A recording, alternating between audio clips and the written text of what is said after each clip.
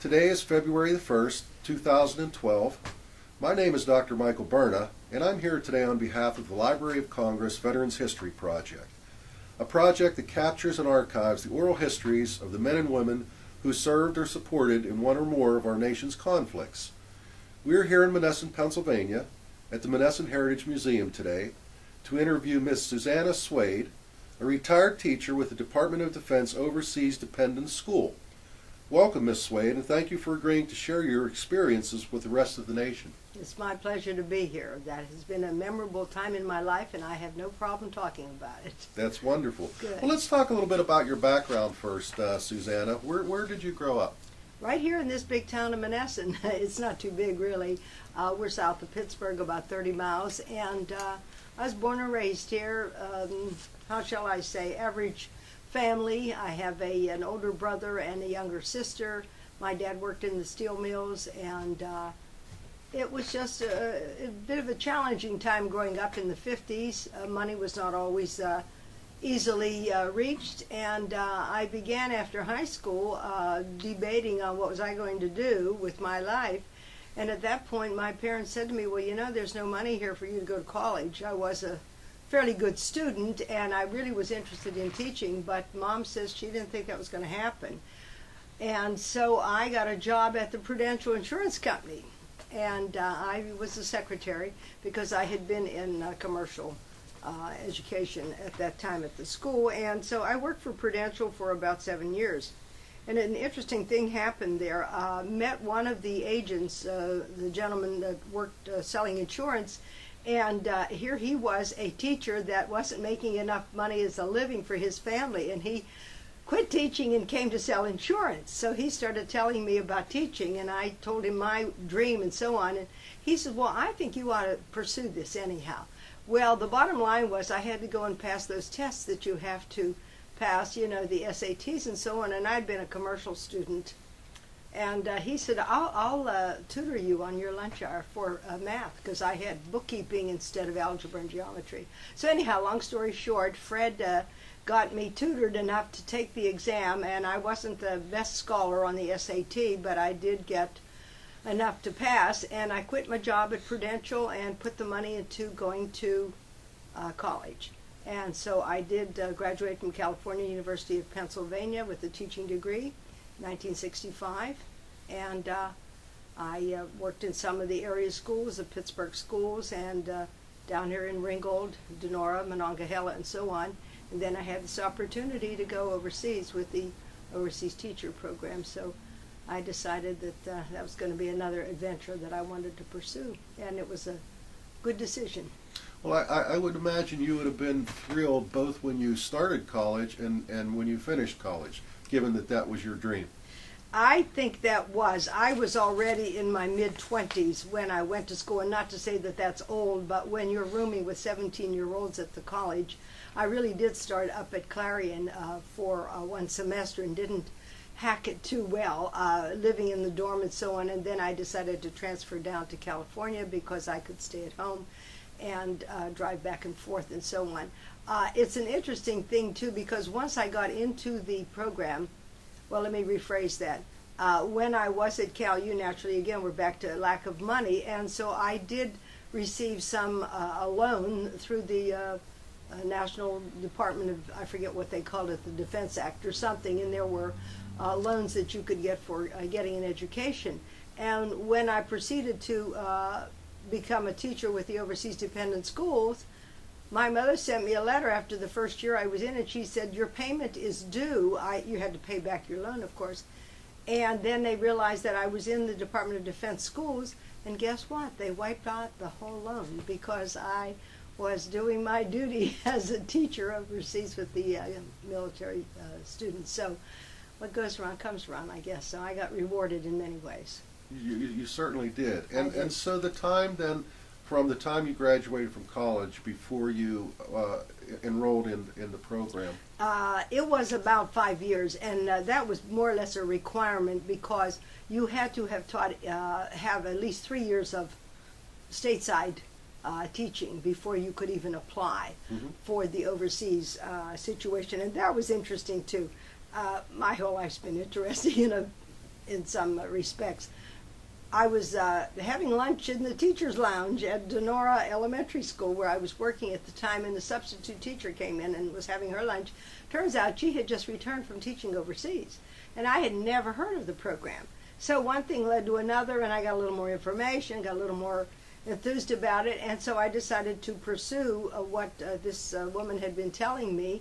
And so I filled out all the papers, and it said, where would you be willing to go in the world? Because that was back in the 70s. Vietnam was happening, and we had families with wives with children everywhere in the world, and we have many, many schools out there, American schools. And so I put down anywhere.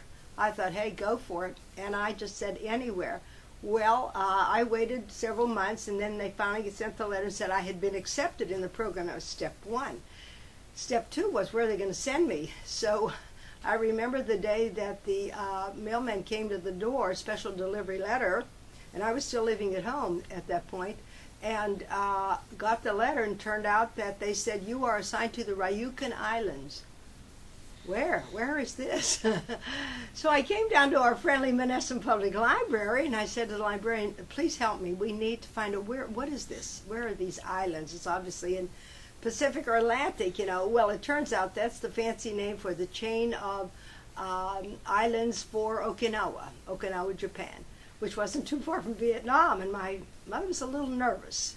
She said, this is, you know what you're doing, blah, blah, blah. So, yeah, I said, I'm going for it.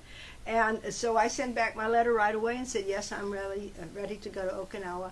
And at that point, I was either a librarian or an elementary school teacher. I had served in both capacities. So they said that I would be a librarian at the base school for the children.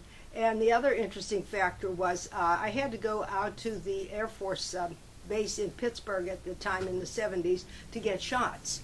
Because at that point in the 70s, you had to, if you were traveling overseas into where I was going, into the Far East, you had to have all these shots. So I would go every couple of weeks out to Pittsburgh near the airport and get all these shots. So at one time I said to the doctor giving me these shots, I said, is there anybody else doing this from Pittsburgh, any other teachers? He said, let me check. So he looked through the files, and sure enough, he found a woman's name who was from 84, Pennsylvania, just up the road from Menneson, and she was going to Okinawa too. So he gave me a phone number. Privacy wasn't an issue at that point. Right. And I called, and the mother answered, and she says, I don't know what's wrong with you girls, wanting to go so far away. And Mom was really not happy at that end either. And I said Margaret was this lady's name, the girl that I wanted to meet. And it turns out she graduated the same day and the same time at California University that I did, but in secondary ed. And I had been in elementary, so our paths never had crossed. Turned out she was of the same ethnic background as I was, Slovak, and she was Catholic, and she was looking for another adventure just like I was. So we made arrangements to meet, and we then ended up flying over to Okinawa together with 300 and some other teachers on that airplane that took us across the Pacific and Hawaii, Guam, Wake, and then finally to Okinawa. And so she and I only stayed there 1 year in Okinawa. She was there for 2 years. Then I asked for a transfer, and I went on to Germany. But again, our paths have crossed many times, even after we came back to the States. But it was just, again, sort of like this little story that it had to happen, but it was unplanned. And so Margaret's mother finally got the idea it was okay, and so did my parents too. So and the plane that took you over, that you said there were 300 and some of you on the plane? Was this a military plane? At this point, I don't remember if it's military or what, but I want to say probably, because we were to get ourselves, well, we got all the military papers and you know how all that works, to take us overseas, but we had to go to San Francisco. And they met us there and took us on a bus. And when I say us, hundreds of people. And we went to Travis Air Force Base for an overnight to get everybody organized. And then we all boarded the same plane. And at this point, that's a good question. I'd have to go back and look in my little memoirs, my diaries and so on. But there were nothing but teachers on the plane. And we were all going to Okinawa. That many teachers? That many teachers. And that was only one time. There were many others. We had over 1,000 children at the school that I was at. and there were at least 10 elementary schools on the island. I wasn't just in a school that was the only school. Right. And I remember, it was fascinating. You would meet so many different people, walks of life, and so on. And so once we got to the island, it was August and it was hot. It was very hot. And then they separated us out as to where we were going. Now, Margaret, the woman from 84, she was not going to be living in the same part of the island as I was. Now, that island is only 6 miles long and about 5 miles wide. I mean, it's not too big. And Highway 1 is the highway. Now, if you go back there today, I'm sure it's a thriving metropolis because it went back to Japan. See, when we were there up until, I think about 1975, it was under American protectorate. And a military general was in charge of the island because that was left over from World War II. But after that, the U.S. government had some type of contract understanding with Japanese government, and it went back to Japan. And the reason I mention that is we didn't have to deal with Japanese money. We were using American money, see, because Americans were, quote, running the island. But anyhow, we got separated out as to which school we were going to and so on. I think they had at least 3 or 4 high schools, too. Mm-hmm. I mean, I don't have the exact figure of the other schools, but mine was big. Mm-hmm. And what was my point? Oh, I got good housing. And it was bachelor officer quarters, and everybody back home thought this is really grand, all these bachelors running around, They weren't really there most of the time either, but it was about a 5-story brick building that I was assigned to. It was very modern and up to date, and you had like a room and a half, sort of a mini a bathroom, and then your living room was also your sleeping room when you pull down the couch and so on. So after we got oriented there at the school, I was going to be assigned to Mercy Elementary School. And they asked me, the people in charge there, did I want a maid? A maid? What do I need a maid for? Oh, well, she'll do your bed and she'll clean the bathroom. The local Okinawans were obviously looking for work. Mm-hmm. So all of the teachers ended up getting a maid, which we paid a small stipend each month or each week mm-hmm. for them to keep us clean and tidy and that mm-hmm. type of thing. The school was really, really something else. I mean, it was right out of Gomer Pyle, if you ever watch those old movies. And only because I happened to get that school. Now, these other people, they were at modern, brand new schools that were built on the island because of the influx from the Vietnam War, and we had a huge military hospital there. Camp Cooey was the name of that hospital, and it was brand new. And so there was a lot of wounded coming into the island. And that base that I was, or not the base, well, I guess you'd call it the base, yeah, it was Army, because north on the island was Kadena Air Force Base, and that was fancy. I mean, the Air Force home seemed to have a little bit different kind of environment, and I was in the middle of the island, and that was Army. And but the school that I was assigned to, all of the buildings were Quonset huts, round rooftops and long. And the library was in the middle of all of these Quonsets, and it was 3 of them stuck together in one long line. It was huge. I mean, it literally was huge. And it had been there since World War II time, and we were told that in the workroom where we had our materials and so on for the library, the floor was sort of slanted. And right off the bat, I thought, what's with this floor, Well, that was the operating room, and they needed to bring the gurneys down, I guess, and that was part of the hospital. And we were told that the whole area there had been a Mercy hospital during World War II, and so the school was called Mercy Elementary. Okay. And the other thing I found interesting about the library and the Quonset hut business was I was to be the head librarian.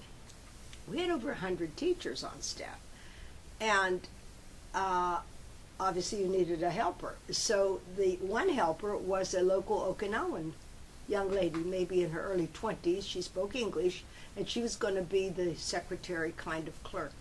Keo was her name. And then they said, oh, we have a military hire. So many of the women that came over with their children, they would look for employment, the wives. And so I had a woman, she happened to be a black woman. Her name was Taylor. I forget her first name. I wanted to say June Taylor, but that's some kind of a dancer. I forget her first name. But regardless, her husband was a major in the military, and her children were there with her, but she was also a librarian. So we would stand at the front desk, and I always thought this was like the United Nations. There I was, white Caucasian. Mrs. Taylor was next, and she was a black American, and then we had the Asian culture. So the three of us would stand and run the shop, and we did a pretty good job. The place was filled with material. The books were there, I guess, since 1940s. And we had a lot of up-to-date material and what have you. And each school had a library, which is even better than what's happening in the U.S. of A. today. For sure. With libraries having a problem. But just to get to the end of that story, back to the BOQ where we lived, my next door neighbor in the hall where I lived, she was from Atlanta, Georgia, and she was the librarian up at Mashanata Elementary School. And then across the hall was Margaret, another Margaret, and she was the librarian at one of the high schools, and she was from San Francisco. So the three of us would, at the end of the day, come home, put your feet up, have a cup of tea or whatever you were drinking, and rehash, because we were all doing the same thing. Rather than a classroom, we had the three librarians right in the corner. So it was an interesting experience. So I don't know. I can keep on rambling, but you need to ask me what you want to ask me so I can get back on task. The background is important. It's important to the story. But I'm curious, now you mentioned the Air Force was there, you mentioned the Army was there. Were there any other branches of the military there? They had a very small base, I want to call it, it wasn't Navy, could have been Marines, but I don't think they had family with them. Okay. It was a smaller area, and I forget the name of it, on the island. So, and then south of where I was, in the middle again, was Naha, N-A-H-A, that's capital of Okinawa, and Naha also housed an Air Force school. So it was very much Air Force, top and bottom. And it was interesting because all the teachers need to buy a car. You know, you have to get to where you need to go on these funny old roads. And I had never learned how to drive stick shift. So when you get over there, you got all these little Japanese cars and so on, Mazda, Mitsubishi, or whatever, and I couldn't do that. So I would be catching rides with people, but I wanted to buy a car. So someone finally told me, they saw an ad on the bulletin board up at Kadena Air Force Base, and the chaplain, he was rotating back to the States with his family, and he had a Ford Fairlane standard, automatic. Oh, okay.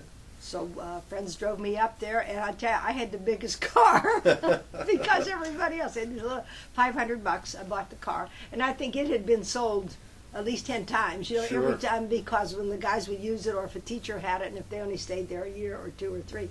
So I ended up having the biggest car of my little group of friends, and when we'd want to go someplace, when I got to be the driver, so we could fit 6 in my car, 3 in the front, real scrunched up, and 3 in the back. Yeah. But there was not a lot of road to travel on, so it didn't really matter. Right. But it was an interesting experience there. So the children then, these were transient children. They were were they coming and going, or were they on the island? No, they were pretty stable, as I recall it. The thing that struck me was that because of the way life is, and men and women, we had a lot of mixed children by the ethnic group. We had many children that were of Japanese American mix, and not that that was bad, but it just was a different culture than I was exposed to before. And we did have, every school had what they called a culture teacher, and it was assigned by the U.S. Department of Defense overseas schools, but it would be a person that was native to that country. So we had several, actually, because we had such a large population of these children in my school, and these were Japanese women. And so they would school all of the kids in customs, to appreciate what other people ate, for example, how they dressed, and not that they dressed in kimonos all the time, but what does that represent and that type of thing, and also a little bit about the religion, what are they following, and so on, and I mean, just the whole culture. I remember the one gal, she was doing ikebana, and I thought, what is ikebana? Well, it's Japanese flower arranging, so we were learning how to arrange these flowers in the right way, and so on.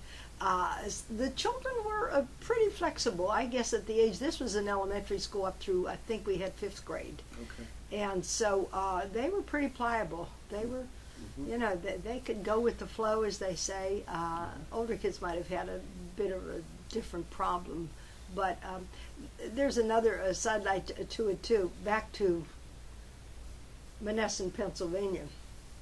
Before I was leaving on this big adventure, one of the women that I had played cards with for a long time, she said, my cousin is married to a military guy, and guess where they're going to be stationed?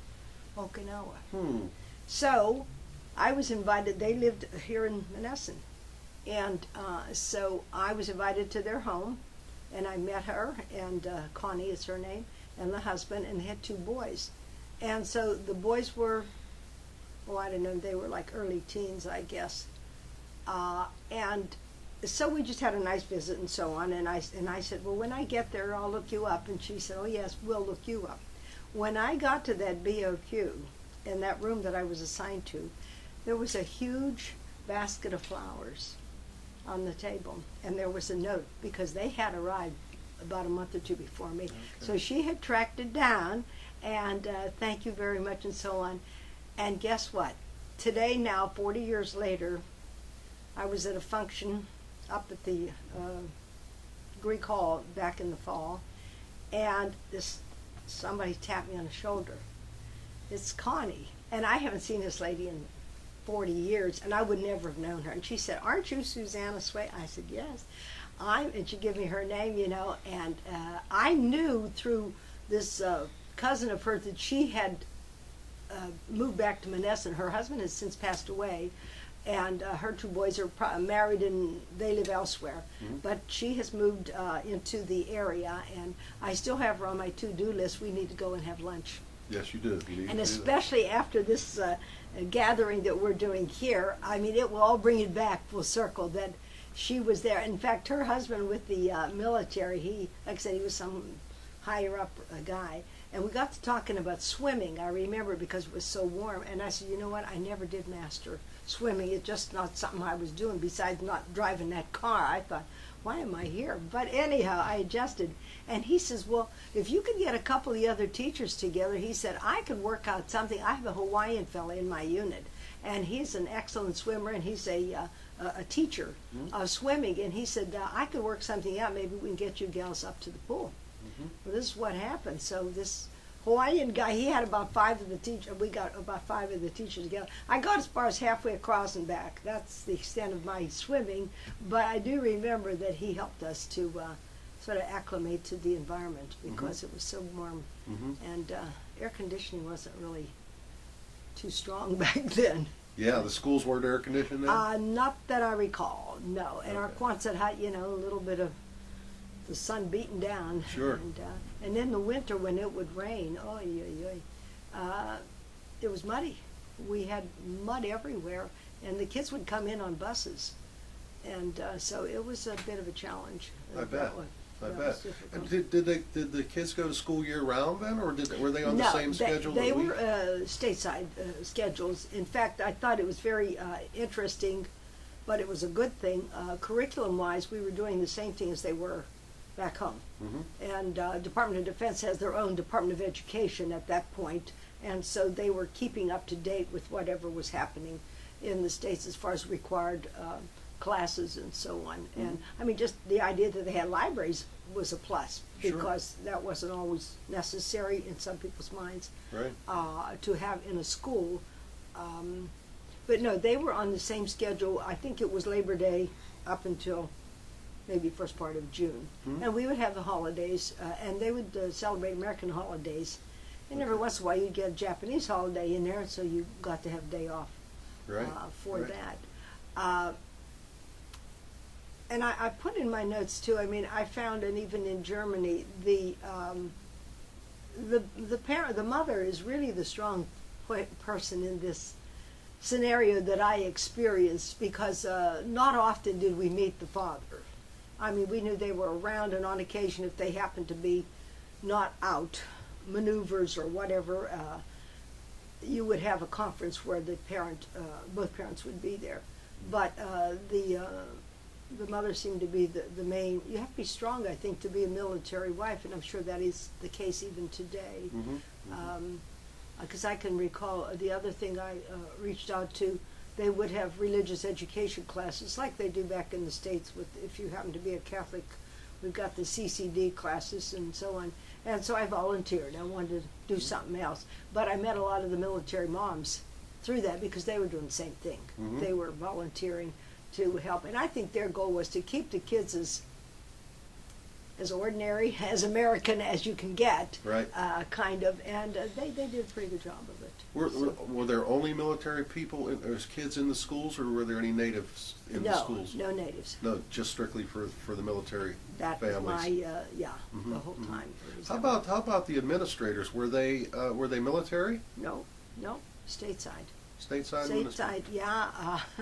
Funny names, the ones that I had in Okinawa. Miss Grit Savage, that was her name. And this was a lady, she was up there in her years, I mean, 60-ish or so on, and had apparently been overseas for many, many, many years. And she ruled with an iron hand at the school that I was at. And she had a younger person, a man from Connecticut, I remember, Eric, I think was his name. He was the assistant principal. So, no, they were all from U.S. government, just like we were, the Okay. teachers. And then we had a host of other kinds, I mean, guidance counselors and specialists, art, music, phys ed, and so on. It wasn't like they were deprived. I will say that. I think that the government did a good job, at least at that point. Now, over time, those schools have been closed, many of them, and we have fewer troops in all of these countries. And so therefore, I guess it's a little bit harder to even get into it. So Did the schools have similar extracurricular activities? I do remember they would have some kind of youth groups. Now that's where the military got involved, as I recall, because they had like a teen canteen, a building on the island, at least in Okinawa, and the same thing in Germany, where they could go and play basketball, or not football, but I do remember basketball teams and so on, and they would have activities for the kids. But a funny thing that I thought about as I was getting ready for this, I do believe that one negative of children being involved in the school system is that we really stick to our own perimeter, if you will. They really didn't have a lot of experiences, and I guess it would be up to the parent to do that. And I remember in Germany, I had a third grade class. I'm jumping ahead of my story there. And I would say 95% of those kids had never been off base into town. Because this was different than Okinawa. This was a town, a village, a town, a real town. And it would be as if the school or the base was over here and here was Monessen. They never got to Monessen. And I thought, really strange, And so I decided that we would take a field trip into town. And that's when I discovered that many of the youngsters had never been off of the area that was, they had base housing, so that they lived in their apartment buildings, and they had this teen center, and then you had the PX there, and the commissary, and then you had your church, and you had your movie theater. I mean, you know, American bases are set up like little towns. Right. So that was their town. But the idea of going off was not happening, at least there where I was in Germany. And I remember some of the kids, they was like, of course we had to have permission, and parents came with us and everything, but they had open markets, and they still do in Europe if you travel overseas, where instead of going to Foodland or Giant Eagle, you know, they've got those little stores too, but then once or twice a week they'll have these open markets, and with the the tables with all the vegetables and so on and so on. So my idea was that this was going to be a field trip on math. So each kid had so many, I don't know where we got the money from, but we got the German money for them, and each one of them had so much in German money because they had to learn what was a mark and a pfennig and the denominations, and then they had a list of what we were going to look for to buy, and they had to spend their money accordingly, and it was going to be a learning experience kind of. And I can remember them very clearly, and a couple of the little guys, the little boys, they were all over the place. And I remember one I had was Kelvin. Kelvin was next to me all the time. And where Kelvin is today, grown-up man, probably running his own business, I hope, or something like that. But that was the one downside that I saw of some of that military life, that they were really, they were safe and confined in their area. And so many of the families, it could have been a financial thing too, that they couldn't afford to go on a trip for the weekend, although the military always had buses going someplace, especially for the men, you know, the GIs, the single guys, and they would tour the area or whatever. And then in Okinawa, I mean, you have to fly everywhere to get to, or a boat, but would have to be pretty far. But that was the other part of the whole experience that I found interesting, and it was still with me today, is the opportunity to travel. I mean, I've seen the world, literally seen the world, and went off my first adventure there in Okinawa on the island only about 3 weeks, and it was Labor Day weekend, but they were having the World's Fair in Osaka, Japan. And so travel agents, they were signed up, they come to the schools, and they had permission to go into the school, meet the teachers, and the teachers would sign up with Johnny Tours, and we got signed up to go to Osaka, Japan for the weekend because we didn't have school on that Monday, so it would be Friday night, you flew out, and then you had Saturday, Sunday, most of Monday, come back Monday afternoon, evening. And I will say this too, the Japanese at that point, now again, like I said, that was in the 70s, if you were walking around a female white, they knew you didn't belong to them. Right, sure. And so they would use the words, the one word I remember was sensei, which is teacher in Japanese. Okay. And sensei, yeah. And so they want your autograph.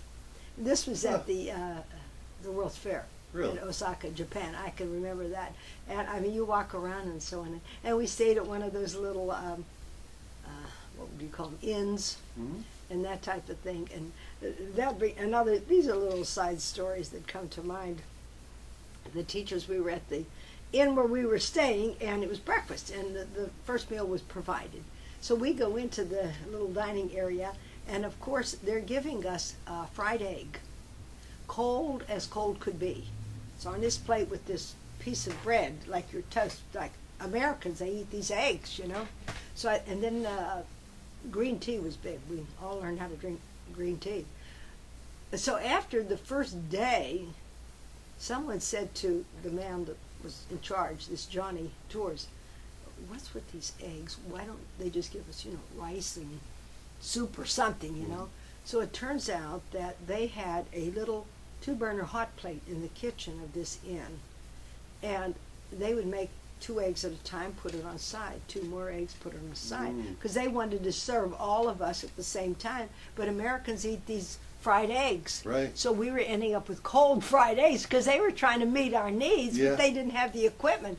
So after day one, and they got the word, it was, we don't need eggs. Give us what you eat. And I even forget, I mean, they probably had some kind of fish or something like that that was really what they were eating, and we had to adjust. So I think that was another, we learned, and they learned with us. Yeah. But, Yeah. yeah, I'm going through my mind, I must have 10,000 slides at home. Really? And someday I need to get this converted. Soon. Sooner than later, yeah. Right, Well, right. now there is a woman over in New Eagle where she transfers everything to DVDs. Okay. And then I could sit at home and, I mean, nobody else is going to want to look at them but me. Right. But there was some, you know, tea house of the August moon. You go sit in the tea house and drink your tea and Mm-hmm. so on. So it was the Japanese experience I really enjoyed. I have friends that have stayed there 30 years. Really? I still communicate with the gal who's in Texas now, but she was on the island for 30 years, and she lived in local housing. She never wanted to stay on base. And Linda Jackson, and she just has, she knew the language, she learned the language. I mean, that was going to be her place. And I have other friends that, back to Europe then, one friend of mine down in Florida, she did 27 years. And mine was only a 3-year experience, so my view is a little narrower, but the idea of going then to Europe added a different perspective, because at the about like March or so of the school year, they would send out the notice, are you going to request a transfer, which they allowed you to do. And so everyone said they're harder than hard to get. You can't get out of some places because nobody wants to leave the other places. But because I had this librarian degree, and there weren't as many people trained in that as there were for the elementary classroom, so I put down I wanted to go to Europe. And then when the word came that I got the transfer, I could go to Bamberg, Germany, which is up near Nuremberg in north of Munich. And it was a whole different experience. And what year was this? That was the 71, 72, and 72, 73. Okay. And you were in Okinawa for how long? Just 1 year. Just 1 year. Yeah, Okay. but what a year. Okay.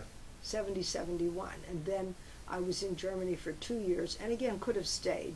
My father was ill, and he passed away in 74, and I came home right before that, and I decided, well, that's what I would do, and then my life took different turns after that. But I would say this, I have been back and forth to Europe at least 15 times. Really? Only because of that first experience.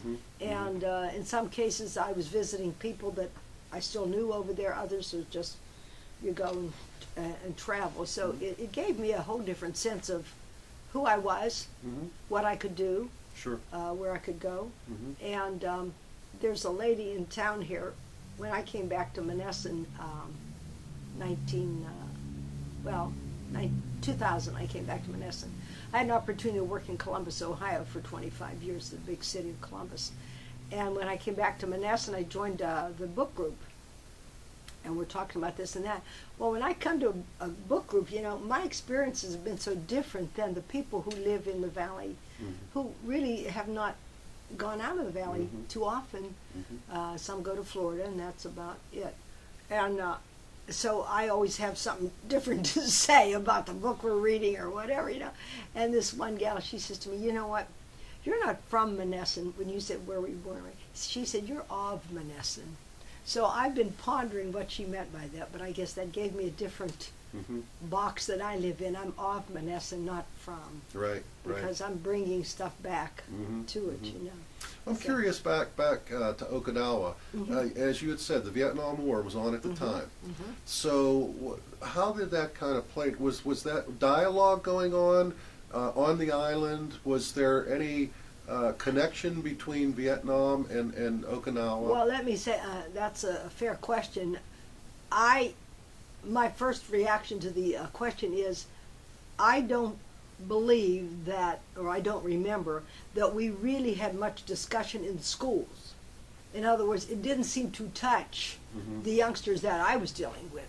I mean, they were there and they probably knew where Dad was, if he was, because there were lots of, the men were still on the island, but then, so I think there was sort of a protected kind of environment there for the people that I was dealing with, the children and so on. However, the other two exposures to it was when the guys would get a leave, and again, that's a long time ago, so I don't remember the extent of it, but it wouldn't be, what would they get, a week or two R&R? They would come to Okinawa, and of course, they would visit the female teachers. Sure. And so a lot of partying going on Uh-huh. from that perspective, and that was good. Social life was very interesting, and the teachers were called GS-17s, which is almost officer grade. So we had access to the officers' clubs Okay. too, and we could go to any affairs or gatherings or parties and so on. So you would meet some of the warriors, the actual fighting men there, short-lived. And of course, many of the female teachers' friends that I know, when I say many, I don't know, I couldn't count right off, they ended up meeting the husband of the, they married and there are lots of people that have done that. The other thing was, and I mentioned earlier that we had this big military hospital, Camp Kui, K-U-E, and it apparently, it was the first stop when you were really in trouble, physically, the wounded or whatever. Right. So there was a lot of traffic over into that part of the island. It was not real close to where I was. It was up north a piece. And we all had access to the hospital also as civilian employees if you had a problem, a physical problem or so on. So I know that once or twice I was up there, not necessarily for myself, but driving a teacher up there, someone who needed care. I had an interesting story. I'm not sure that I want this on film, on tape though, about there was another woman that I met. Her sister lived in the valley. And when she found out that I was overseas, she saw my mother at the bank or someplace.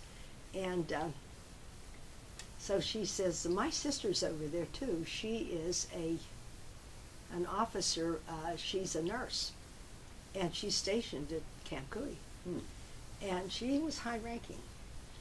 And so my mother got her information and sent it to me and said, why don't you get in touch with Madam X, okay? Oh, well, okay. So I had this phone number, and so I did call, and I made contact after some tries. And she sounded very pleasant and so on. She says, oh, great. She says, why don't we meet for dinner? I said, okie dokie. And so she said, well, why don't you get yourself up to where I live? And she lived off base near the northern part of the island. So I took a cab. And because I thought, well, it'd be evening, and I didn't know where I was going, and I thought, and they had these little, what they call skoshi cabs, these little small cabs. And the Japanese guys, Okinawans, they drove the Americans everywhere, whatever, it cost 50 cents or something. So he took me up there, and I found this apartment building.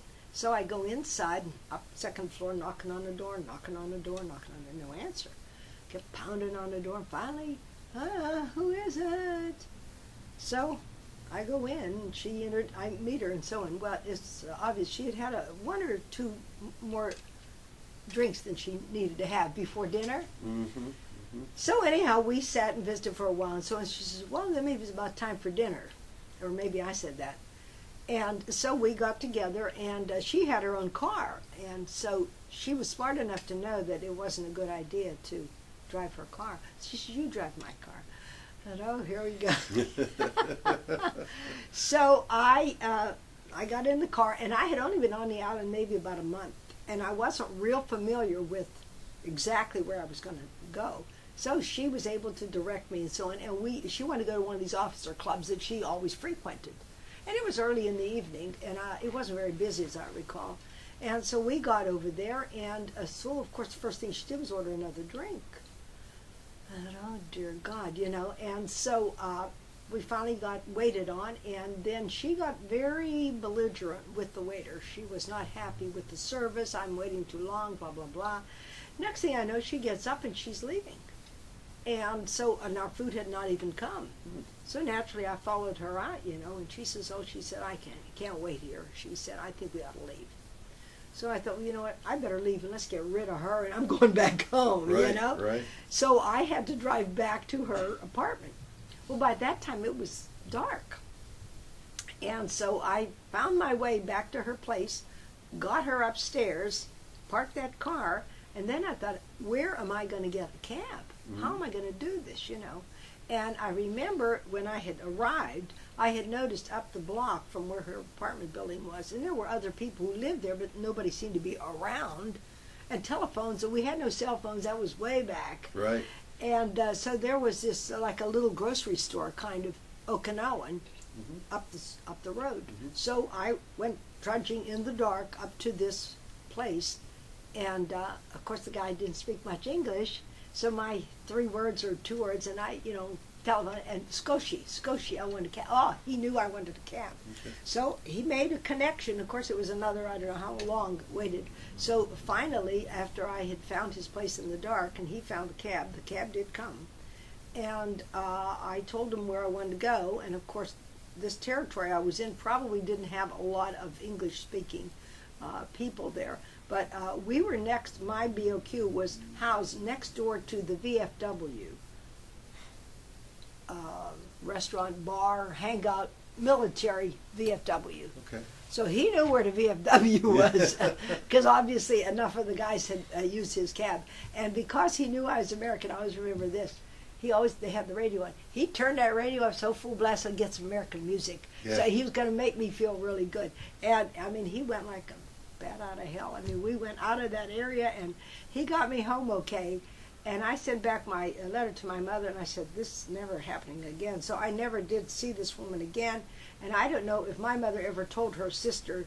We had a very poor meeting, and she really had a problem, obviously. And it could have been the stress of, that tends to be a problem that can occur when you're in stressful situations. And I think she was in the service at least 20, 30 years. And she has since passed away. And but I always remember that experience. Yeah. Reaching out, Yeah, and yeah. it was a different kind of experience. So. Was there any difference between the schools in Germany and Okinawa? I want to say yes. Number one, the culture of Germany, we look like them. So that was already the first big difference, was the fact that the American teachers sort of blended in with the local people. Where on Okinawa, I mean, that's a whole different culture that you have to adjust to, or vice versa, they have to adjust to us. And so the German experience was a lot easier. It wasn't quite so awesome, if you will, because that was a whole different world over there. And also the building of the school, I mean, it was a real 2-story building. It looked like school. And it was just, the environment was different. The base was smaller because in this town that we were in, again, I got put in an army school. Bamberg was an army school. But we all needed to buy a car, see? And because you could go on the Autobahn then, you could really move around. And but the kids were, well, they weren't as mixed culturally as they were in Okinawa. And again, as I explained earlier about the experience going to the marketplace, they didn't seem to mix with the town very much. We were at one end of town, and this base, the men would use that as a beginning spot. They were always going on maneuvers, and they would go to these outskirts of Germany that they would be practicing warfare. And so it was a little different kind of experience. The resources were very much the same, although everything was much newer than. Okinawa was left over from World War II, where this one wasn't quite, even though it was only a year after, it was a little fresher, if you will, kind of situation. I'm just trying to think of anything else that was different. Well, we had a strong PTA, that type of thing. And most of the kids, they would, I want to say, are a little bit bilingual. They could go either way. The German language a little bit easier than Sure. the Japanese. So that played a part in it too. And did they have the same cultural flavor in there where they had a native come in? Yes, indeed. Yes, indeed. Actually, they had two, because the school in Germany that I was assigned to was a elementary and junior high. We went up to 8th grade. So we had older kids, so they had a different culture teacher. And then from 9 through 12, that was interesting, the high school kids, they were bused every day down to Nuremberg. We didn't have a high school. So the kids would go down the road, and it would be about a half an hour more drive, and they went to high school down there.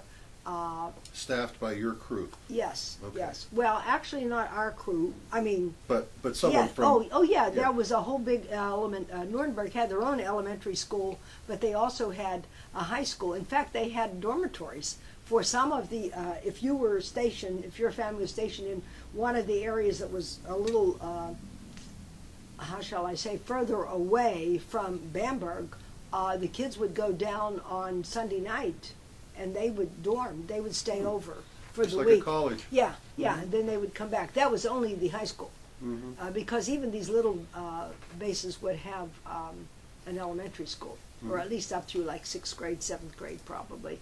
But the high school kids, they went down to Nuremberg. I do remember that. I was going to mention something else about that, and I forgot what it was. The one thing I think I saw in your notes in Munich, that was when the Olympic debacle was going on. Oh yeah, that was that was scary. That was scary.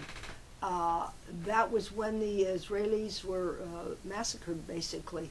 And we hadn't gotten the word right away at the school, but the next thing we knew, we look out the window, because the library, I was getting in the library, and I'm looking out the window, and there's the chain of soldiers with their guns walking around the school. So I called down the office, what's going on here, And, well, that was it. We heard about this problem down there in Munich, and we're all, what would be the word? You don't... Kind of quarantined. Quarantine, yeah, you don't leave the area, Right, And right. the kids were going to be monitored, and when they were leaving school, most of them could walk home because their housing was right there. And that went on for at least a week until we found out what was going on and how safe are we and how not. And you were never told, you were never alerted when they first came and surrounded the school? Well, I think through the course of the day, they were. It just happened that the library was on the corner, and I guess we got the first look. I'm sure the principal knew. But what I was going to mention there was the principal. This is another story that you see in the way life evolves, I guess, Bill Morris, and he was a very good principal. He had been a career principal. He had been on the job like 30 years or so, and raised 4 kids overseas. All his kids were born overseas and went to the elementary schools, middle school, high schools, and so on. And I think I mentioned in one of my comments in my notes, the teachers have formed an historical society, national. And so they have been meeting for the last 20 years. Once a year in the summer, they have a reunion of anybody that was involved with the American schools overseas and wherever you were.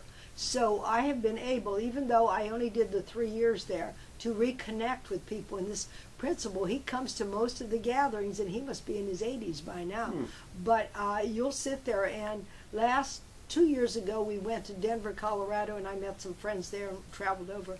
1,000 teachers were there. 1,000 people. Wow. And many of them are still working in the overseas schools, and about the other half are, like myself, retired. Or this friend of mine in Florida that I said she did her 27 years. She was in Berlin for 10 years. And then I met her in Bamberg, and then she went over to Vicenza in Italy. So that opened up some other doors of back to culture again, because depending on what base you were at, you would pick up, if you were over in Italy, you were eating pasta, but if you were in Germany, you were drinking beer and eating sauerkraut and whatever, bratwurst, I couldn't remember. But another a plus from my perspective of Germany was I met a young lady and she is still a pen pal of mine from 40 years ago. Mm. And the way that happened was a woman that I went to school with up at California University of Pennsylvania, Shirley Bolts. Shirley was from Crucible, down the river from school. And when she found out I was going overseas and then got transferred to Germany, she said, oh, my daughter has a pen pal. They were both 17, 18 years old. And my daughter has a pen pal who lives in Nuremberg. Isn't that close to where you're going to live? And yeah, we looked on the map, it sure is. So she says, well, I'm going to tell Carol to write to her pen pal and tell her that this friend of ours might be calling. So after I settled there, I talked to this culture teacher, the one who was the German teacher assigned to the elementary school, and I gave her this family name and address and all, and I said, do you think you could do some investigating? So it turns out that their phone books have the name of the person and what their job is, where they work. Mm-hmm. So her dad's name was in the book, and he was something called a forester. Whatever, he worked for the outside. And so she says, I think they're okay. And I said, well, how about if you help me, we'll make a phone call. So she did, and the mother spoke no English. The father had a little bit of English, and the girl, she was just graduating high school. And she could do English pretty good. And so we talked over the phone, and so they invited me for the weekend. Now, I mean, in today's world, you know, you wouldn't be doing this, but I had my little Volkswagen Beetle that I had bought. All the teachers buy a Beetle Volkswagen. And I drove down to Nuremberg, and I met these people for the first time and stayed overnight for 2 days. Couldn't even speak. They couldn't even speak very English. Very little, and lovely people. And so the best thing we found out was Mom and her food, they served me well, but the daughter could give enough English that she and I communicated. But the mother somehow brought out her cookbook, and she had pictures in the cookbook. So we started using that was our medium of communication, because I'm a Slovak background, and back in the day when my grandmother was coming over to this country, they always said they were from Austria-Hungary. But she had lots of German recipes. And so I said, what about liver dumplings? Oh, yeah. So she found Leberknoodles. That was liver noodle dumplings. And so we used the cookbook as our medium of exchange there. And I have met the family. The father passed away. And because I went back in 2000 to see the, what would you call it, down in Oberammergau, the Passion Play. That is down in Oberammergau, Germany. And so I met the family again, and then I went back in, no, that was in 1980 I went back, and then I went back again in 2000, and I met them again. So that's when I saw the girl. I mean, she's in her 40s now herself, more than that now, but we still send a package every Christmas. She sends me German stuff, and I try to find things that are not made in China to her, and we do a package once a year, and you know, photographs and so on. But that was another extended benefit from the schools and meeting the other culture. Sure. And that was, and she came up to visit me in Bamberg, and her parents came up to check me out, so that she was going to stay in the BOQ for the weekend, and she met some of the other teachers and so on. But that opened the door to a lot of other experiences, the German, because Europe being so much larger, when you say the difference between, because in Okinawa, I mean, when you're on an island, you're pretty stuck. Yeah. And other than the air transport and so on. But in Europe, you could drive, take the train, whatever. More mobile. So, yeah, more mobile.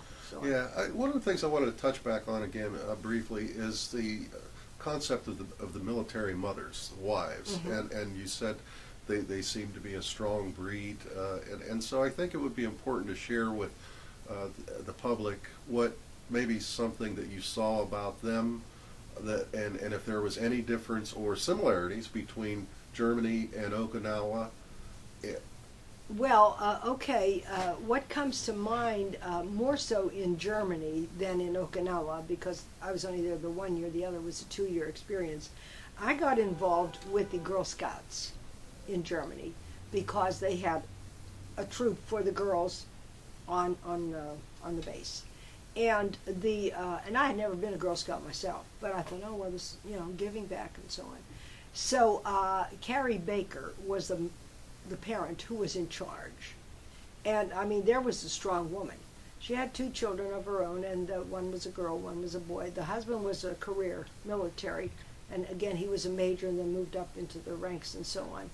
But she told me, and I sort of followed her around for 2 years with the Girl Scouts. She said that there were certain things in their family that she always carried with her, not physically, but as a part of where they were moving, because she said once she put up, and this is vague in my mind, but I remember her saying certain things that I'm going to say, for example, a certain picture or a certain pillow or a certain whatever. She said, as long as I put those up, doesn't matter where we live, it's home.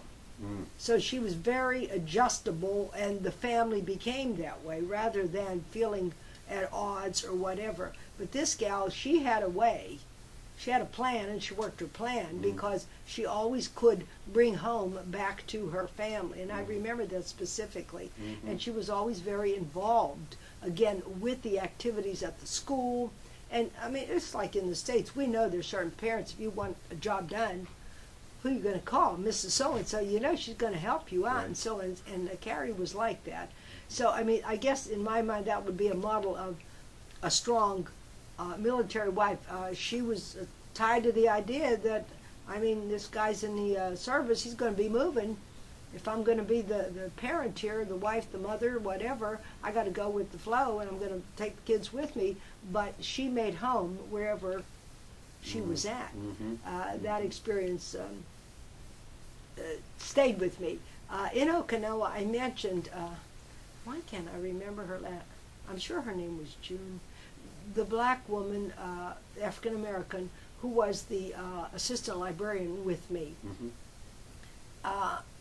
She comes to mind also as a strong parent because discipline was very strong at her house. I know she had a boy and there was a girl. I think the girl was younger. And the reason I say that is it wasn't so much right there in Okinawa, but about 2 years after, 3 years actually, when I got back to the States and I had left the program, we kept in touch. And at that point, her husband, he'd been a Green Beret, and he was transferred to the Pentagon. So just in correspondence, we kept that up for a couple of years. They lived in Washington, D.C. And my mother was still alive at that point, and I said to her when I got back to the States, how about let's take a trip? Let's go to Washington, D.C. Well, yeah, she was all for it, So I still had this little Volkswagen, which we transferred over. That's another whole story. Getting the Beetle home from Europe. The government takes it on a boat, takes it back home for you. I should have never sold that car. I did, but anyhow, so Mom and I take the car down to Washington, D.C., and then we stayed at a hotel, did the tourist kinds of things, but one of the reasons I wanted to go was Mrs. Taylor had invited us at least to come for dinner. And so we found where they were living and went out for dinner. And my mom was a little uneasy. She had not really had an experience with the African Americans. And I said, hey, this good people, so on and so on, And I can remember us going to the house and a little meeting the family. The kids were getting older and so on, and the husband was there and all. And then as she was getting organized for dinner in the dining room, she says to the children, now you don't eat here. She had them all lined up in a different part of the house because this was going to be grown-up stuff. And I mean, now whether or not it was just that one experience, I don't think so. They knew exactly when Mom said, this is what you do, this is what you do. And so her discipline was very strong. And these kids had traveled the world too, but they realized that this was company and that was, Mom needed to talk to myself and my mother and so on. So that always struck me as, it seems to me, even though I'm sure we'll hear other kinds of stories about children who are displaced, if you will, that it goes awry, it goes the wrong way. The ones that I experienced, strong mother, they toed the line, and they saw the value of it. And I'm relating that also, I had mentioned this historical society, this organization that the teachers has formed, they also have an organization, it's a subgroup called the Brats. And the Brats are the acronym they give to military children.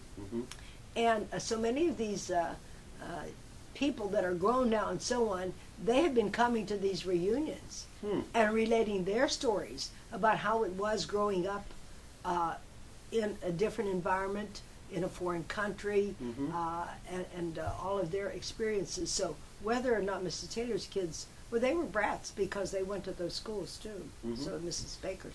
So I don't know if that answers your question, but I see those kinds of elements of the parent that, I mean, I might find those same kind of traits in a parent here in Monessen, but when you're over in a different country with different language and so on, you got to have a little above the ordinary kind of person to, I think, succeed with your children. So. And that brings two things to mind for me. I was just curious, and I thought about this earlier. The children, when over in Okinawa and in Germany, did you find that they were more disciplined children than you would find here in the States, or were they pretty much the same? Well, I want to say probably pretty much the same, but you know that old line about the apple doesn't fall far from the tree? Right. Which I used in the United States of America too. In the two examples I gave you, I think that was my point about if I saw the parent was on top of things, involved, paying attention to their children, those children were very okay. By the same token, if you had some that were a little lax and so on, but I think for the most part, it's not to say that those kids never got in trouble. But I didn't work with the teens. But by the elementary level, I would say we were pretty on target. They towed the line and they listened. And I mean, they did things that ordinary kids do anyhow. Sure. But I think it had a lot to do back to this parent. Sure, the military, the discipline of the military. Exactly. You don't fool around too much. I mean, if you do, you get yourself in big trouble. So. Right.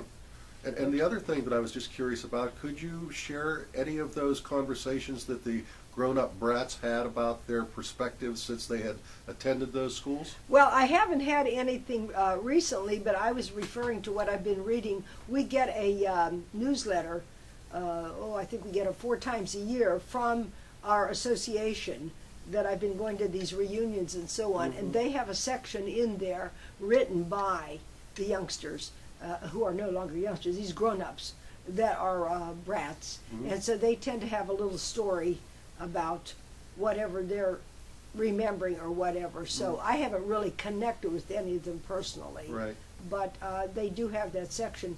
I can pull together some of those and bring them to you or give them to you if you wanted to read some I was of just those curious first. what they would look like from their perspectives of growing up. It would be interesting to hear that, I think. Okay, well, right now I can't give you any personal connection with them. That's okay. So. Well, as we near the end of our interview here, I want to ask you, Susanna, is there anything else that you would like to add that we had talked about it in relation to your experience, or anything at all? Well, I think that I sort of touched on it in my earlier remarks, is the experience, even though it was a 3-year experience, it was probably very important to my life because it provided me with an opportunity for, and I use the word I think in my remarks that I had written, of independence. Because when you stay close to the home front and you want to work in your area and so on, you depend a lot on other people, family, friends, the people you grew up with or went to church with or whatever. That experience, I mean, it was like throwing me out into the ocean, learn how to swim. And I learned how to make decisions on my own. I was in my mid-20s then, and I think it has served me big time with life. So I think even if it wasn't the school situation, anybody who ventures out after they have that special kind of experience, the independence, I was very, how shall I say, I was fortunate that it brought in that. And I mean, I can go anywhere in this world without a blink of an eye of worrying about it, because as I use another old line, I said, I've gotten lost in bigger places than this. So, I mean, you know, when you're driving in Tokyo, Japan, or Frankfurt, Germany, or whatever, you can get lost in bigger places than going to Pittsburgh. So, I mean, that independence, I think, was so important to me coming from this small town. It just opened up a whole different way of life. And I feel comfortable coming back to this town now because of my experiences. I've been sharing some of those just the things that I've learned about, or why don't we try this, or you sort of learn to think outside the box, kind of, and the idea of meeting people. I mean, at Christmas time, I really have an eye-opener when I get some Christmas cards from people that don't live in this part of Pennsylvania. And I probably get more mail from outside than I do inside. So that part of it just was a marker in my life that was unplanned, but I am so glad that I was able to do that.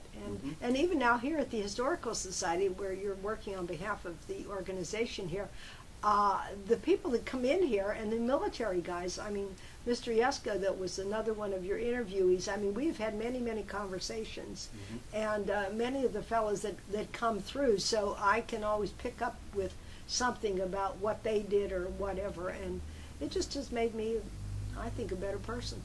So, end of story. End of story, but I will say that it's amazing how the military provides opportunities even outside of what we generally think when we think of military. Exactly. And the fact that they go to such great extent to keep their children educated in much the same way that they do here, I think you've got to credit them for doing that also. Absolutely. And as I had said earlier, you know, these stories are not only about the stories of the people in combat. These are the stories of people who support our military. And so, on behalf of our country, I want to thank you for your service and appreciate you, and glad you came here to share your story today. All right, and I thank you for this opportunity, and you keep up the good work. Thank you very much, Susanna.